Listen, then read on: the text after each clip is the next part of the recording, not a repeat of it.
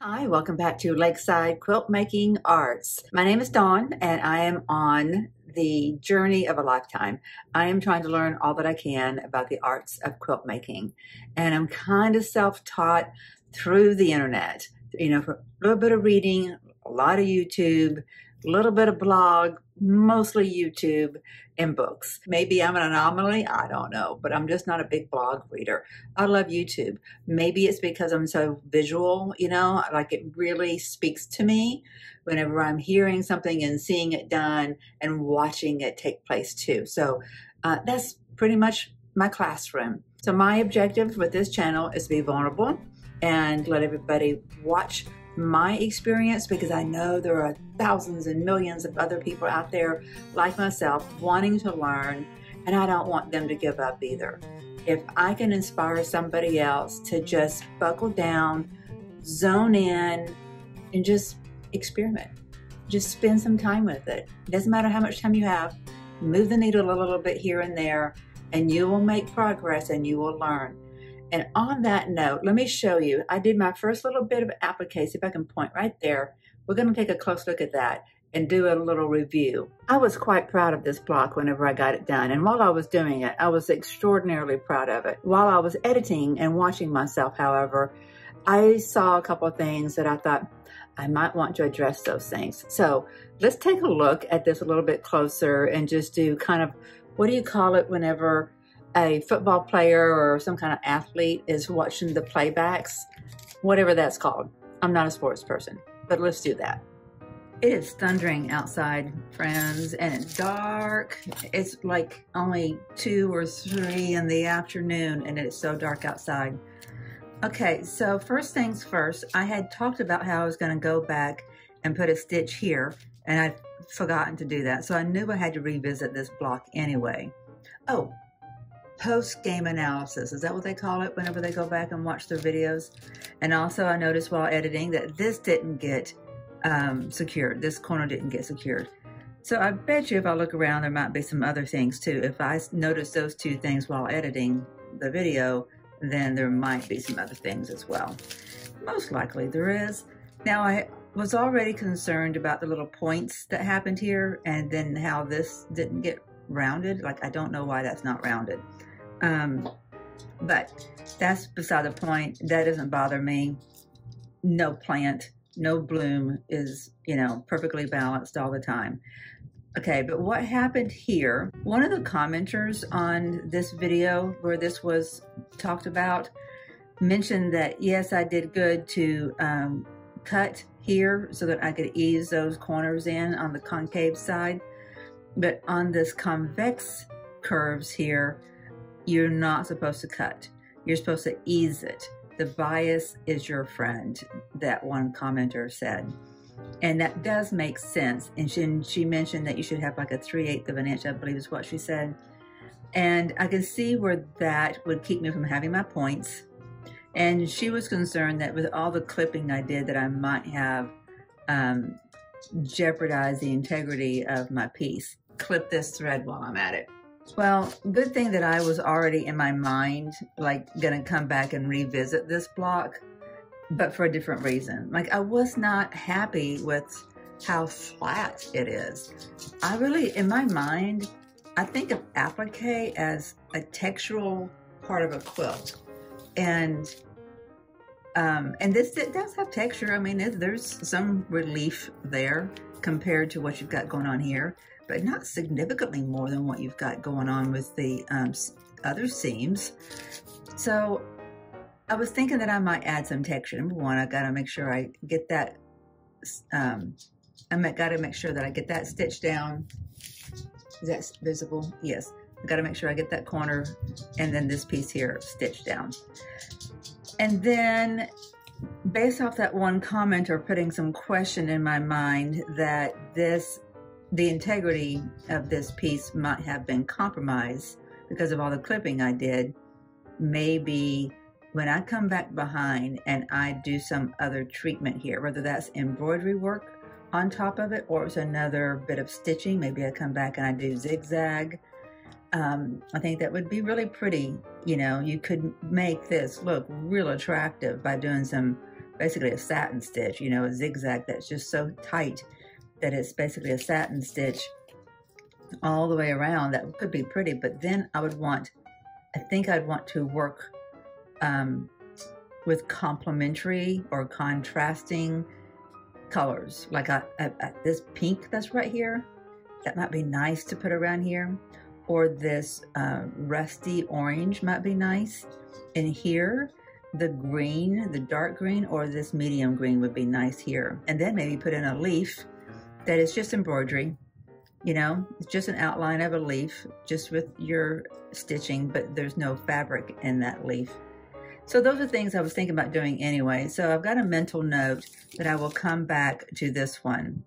And the other thing I wanted to point out is we had talked about whenever I came back, and see, this is another, my corners here were not captured. See, I didn't notice that. I wonder if they are here. Yeah, I need to come back and revisit this. And this is good to do this post-game analysis because I'm learning a lot here. Number one, when I came back and I put my needle down here so I could hit this area again and capture where I've turned this under, and I didn't even capture it.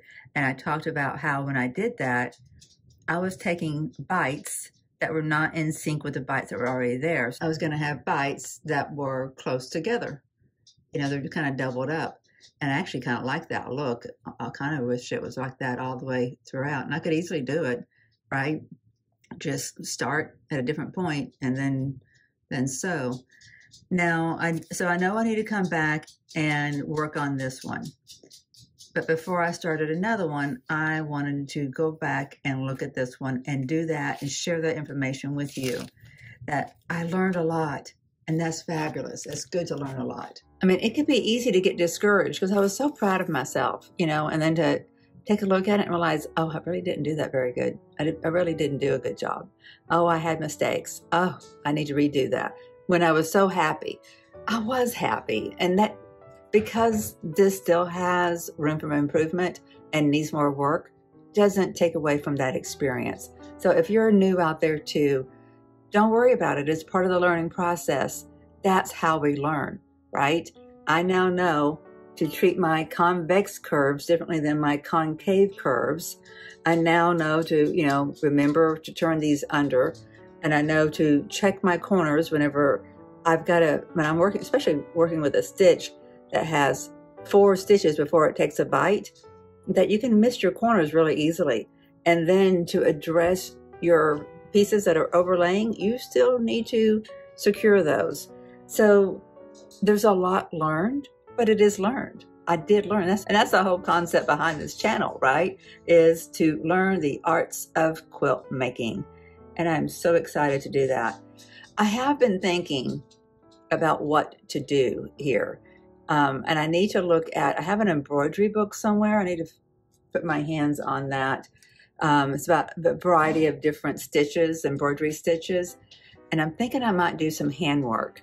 And when I figure out what I'm going to do to give this more texture, I'm going to wait until I have that figured out before I do anything to help secure all the edges of this. So right now it's going to stay on the board, and it is in the wrong place. Did anybody notice that? When I took this block off of the board to put these design pieces, these applique pieces on, I took it from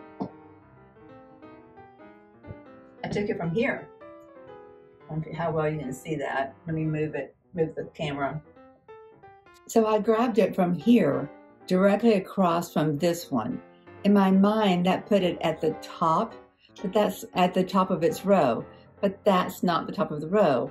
This position is the top of the row because the very first block that's supposed to have applique on it is supposed to be opposite of the row of blocks, piece blocks that we did that go around this. But because I don't have all those done, I had a gap there, and I just saw this block that was right beside this one that's in the works and just grabbed it. Well, I'm going to stick with it. I'm not going to take it apart. It's not that big of a deal if my quilt doesn't match the picture of Jean Kingwell's quilt that's in the photo. I'd like for it to be as exact as possible, but clearly I've gone on a tangent with my colors and my values. It's okay if I leave that as is. So if you guys notice that, or if you notice it later, just take note. I do know already. So now with that, it's time to move on to the second block of applique. This is the second block of applique. Notice there are more pieces to this one than what we had here, which is probably strategic, kind of warming us up and letting us learn before giving us one with so many more pieces.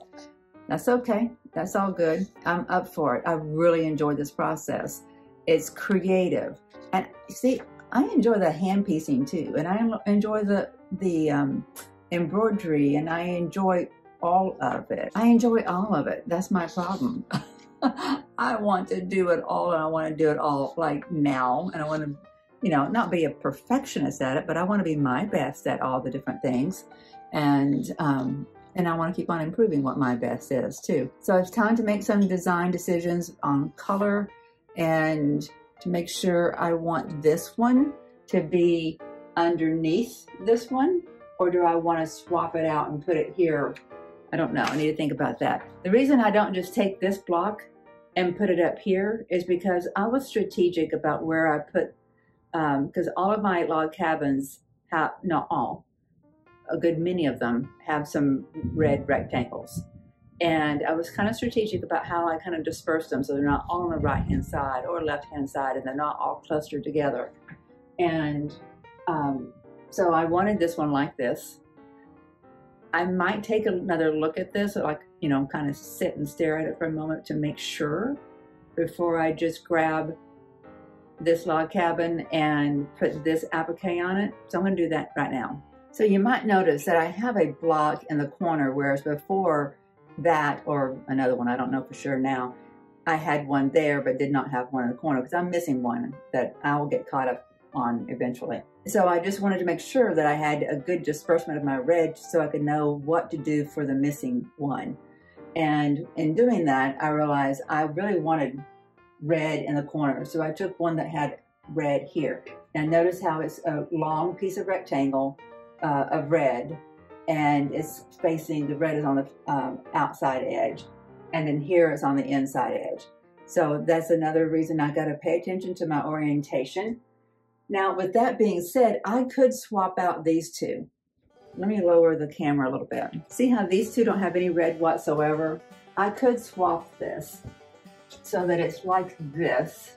That way it's alternating. We have red, no red, red, no red, red, no red, red. I'm happy with that. Down here we have red, red, no red, red, red, red, no, red, no, red, red, no, red. So this one probably doesn't need to have any red in it that goes up there, but we'll deal with that one later. That's not the decision we're making right now. We don't have to know that at this moment. But the question I need to know is, do I care if I put this next set of applique here, or if I put the next set of applique here? And does it matter if I put it on this one? Do I like this block just as much up here as if I would like it here? I'm gonna stare at that for a second and then see if I have a reason why I would care. Okay, so this one has this paisley in it, and there's paisley here, so that's pretty predominant. And then it's here. So if I swapped this one out, it'd go here, and there's paisley here. So that's inconsequential. There's no more connection between the two. Okay, this is a pretty predominant piece, and there's a long piece of it here, and there's a long piece of it here. And I'm sorry, and there as well. So that's kind of an irrelevant thing, except if I put this one up there, these two are side by side, so I may want to move this around a little bit. It would be more like that. I think I'm fine with that.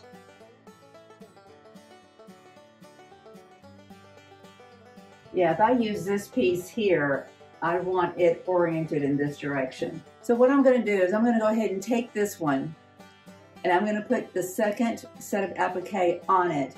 And then once I do that, then I can decide And I'm going to do it in this orientation, because if it's in this orientation, it looks good there,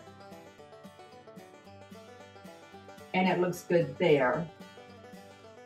So that's the right orientation for this block, and it can go in any position with this orientation. So I'm gonna do that. I'm gonna keep it like that. The bright blue is on the left, and put the applique on, and then I can make the decision once the applique is on where I want it. Do I want it just swapped out, these two swapped out, or put another one up there? I probably am gonna want to put it on top. The reason being, this is kind of the orientation. This is what I did already. You see how you've got two here, two, and then one and one? So it's probably, if I want to keep this aesthetic of 2, 2, 1, 1, these are kind of going in the same way as these. You got one going in one direction, one in another, and the same thing's going on here. I think it would be best if I keep the weight of the applique on this end of the row. So will it make any difference in the end? I don't know. I don't know. You know, the same thing like when you're doing a scrap quilt, and you know, and you overanalyze, do I want that blue stripe or that blue stripe or that polka dot or whatever? Just put it in and it all makes sense because it's scrappy. Well, I think that's kind of going to be how this is too. But I like to think about things and know why I'm doing things, and then if I don't like it later, I can analyze why I made that decision and if it would have mattered later. Okay, so this is going to be, what did I say? This is the outside edge. So this is, let's see what my orientation is. Yeah, so these go on like that. Those look rather big. Is this the right size? It looks to be the same size. It just looks like that applique is rather large. I know you do turn under a little bit here, so that makes it a little bit shorter. Anyway, time to get going. Time to get busy. We've got some decisions to make. Color, and I love doing that. All right, my friends, I have spent a little bit of time looking at things, and this is what I've come up with. I hope you like it, because I'm pretty set on it. All right, so what I've got is for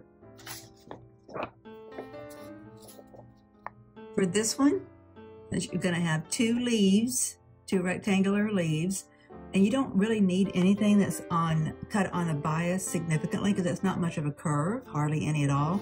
So I can use another one of my 2.5-inch strips to go there. And I like how this contrasts with the background. And I like the scale of it for that purpose too. But then I want my flower, just my round circle, to be something that's it's not quite as loose as this is, but it picks up some of the same colors. So I've got my pink, the bees, which I love for my grandbaby. There's many reasons why my daughter and I like bees, and they've had bees, and they'll have them again. But then what I've picked for the leaves would be this. So I've got kind of, you know, the scale here is similar, but the density is different. And then you've got a little bit of harmony with our color choices. And then you've got harmony in general because you've got pink, and then this works together. Of course, these come from the same set, so you would think that they wouldn't work together. I just like this all the way around. I think this is a lovely little flower. Now, this one I spent a little bit of time on because it just wasn't falling together about what combinations to do that also worked with these and did not duplicate any of the fabrics I've already used in the other applique. And since these are so girly, I wanted to make sure, I'm always trying to make sure I'm introducing some of the father in this mix. And he has a history with automotive interests, car interests. And so I've got this one fabric. Now this little blossom that this is gonna be is shaped like this.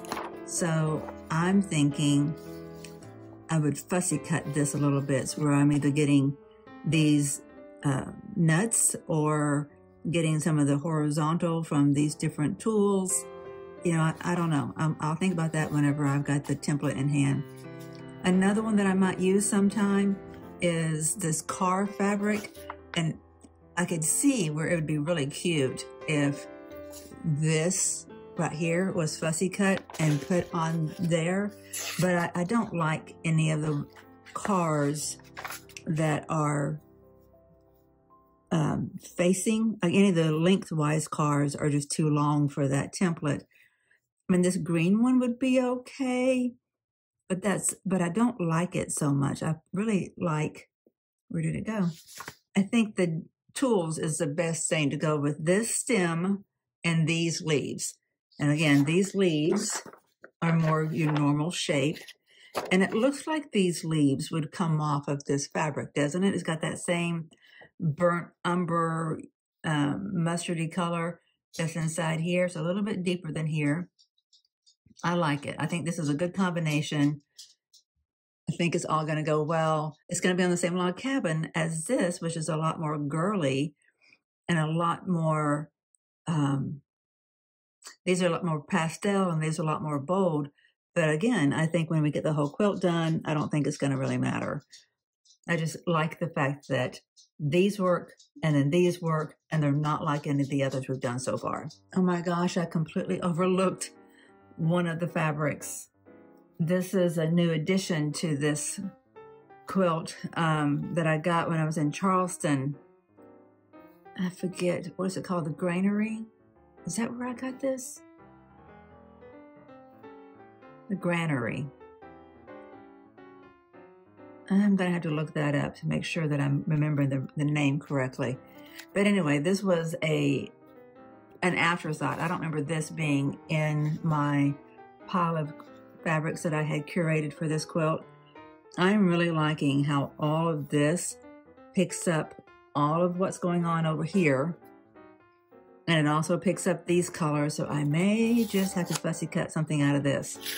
I'm not going to completely give up on this, but it might be that I use this, like one of the other log cabin applique pieces is nothing but the car themed.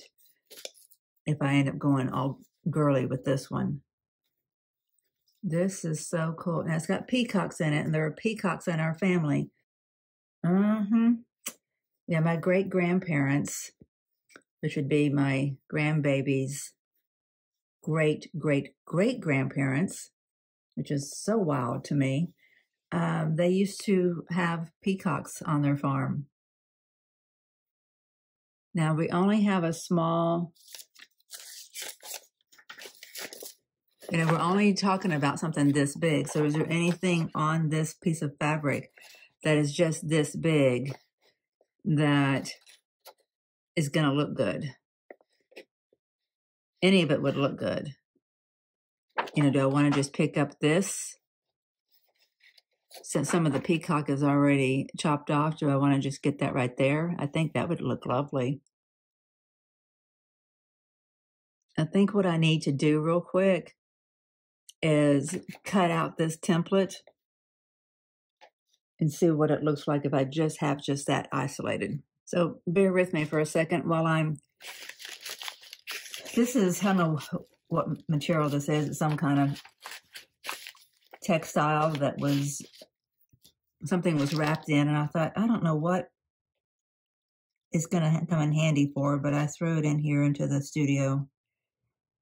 I'm just going to use it to cut out the shape of this template just so I can use it for picking out what I might, since it is see-through, I want to use it for picking out what I might fussy cut.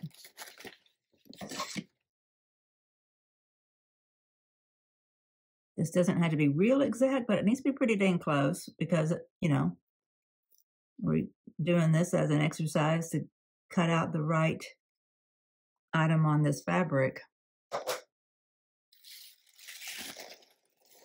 Applique, choosing all this applique is a little bit of a messy process.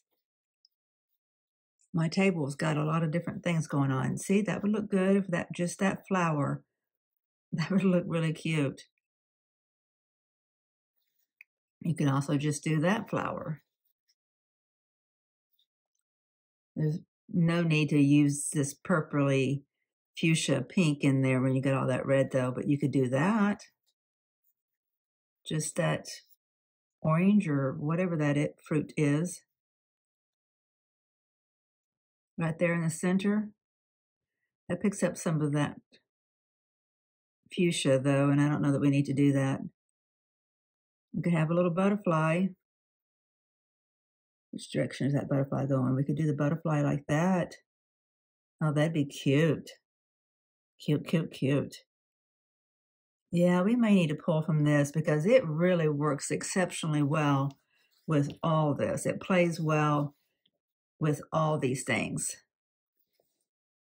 So yeah, we're gonna go with this fabric instead of the automotive tools. I don't know what I'm gonna fussy cut sometime out of this peacock, but I will, because that needs to be in this quilt for this grandbaby. So many pretty things.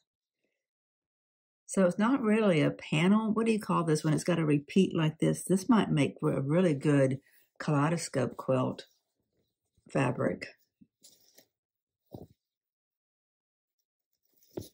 Because it's got such repetition. It's really pretty. Cannery. Granary. I gotta look that up real quick. All right, I looked it up, and as I was going to look it up, I realized where this is. This is in Sunnyvale, California. That's where my son lives.